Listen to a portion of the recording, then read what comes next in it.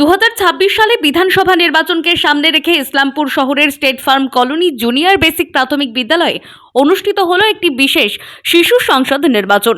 এই নির্বাচনে ভোট পরিচালনা কেন্দ্র বাহিনী নির্বাচন কমিশনের আধিকারিকরাও উপস্থিত ছিলেন।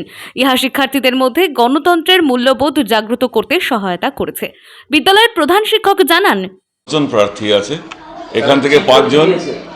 এখানে চিহ্ন যা আছে সব হচ্ছে স্কুলে যেগুলো ব্যবহার হয়, ব্ল্যাকবোর্ড থেকে শুরু করে, বই থেকে শুরু করে, স্কেল, পেন্সিল, পেন ইত্যাদি হচ্ছে যে আমাদের চিহ্ন।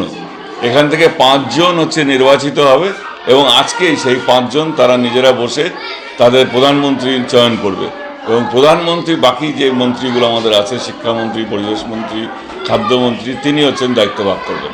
এটাই সিস্টেম। বিদ্যালয় পরিদর্শক শুভঙ্কর নন্দী বলেন, খুব সুন্দর লাগছে। গতকাল আমাদের ইসলামপুর নর্থ প্রাইমারি স্কুলেও এই ঠিক একই রকম কর্মকাণ্ড হয়েছে, চাইল্ড ক্যাবিনেট গঠিত হয়েছে। আজকে ইসলামপুর স্টেট ফার্ম কলোনিতে গঠিত হচ্ছে। আগামী দিনে আমার সার্কেলের অন্যান্য সমস্ত স্কুলেও এই জিনিসটা বার্তা ছড়িয়ে যাবে এবং সমস্ত স্কুল একই ধারে আস্তে আস্তে কিন্তু চাইল্ড ক্যাবিনেটটা গঠন করবে এবং বাচ্চাদের মধ্যে যে স্বতঃস্ফূর্ত যে ভোট দেব, দেশের যে গণতান্ত্রিক যে সিস্টেমটা, ইলেকশন সিস্টেমটা, সেটাকে যে ছোট থেকেই স্কুলতে এই বয়স থেকেই বা এই ক্লাস থেকেই ওদেরকে পরিচয় ঘটিয়ে দেওয়া হচ্ছে, এটা খুবই ভালো হচ্ছে। শিক্ষার্থীদের প্রতিক্রিয়া ছিল অত্যন্ত উৎসাহব্যঞ্জক।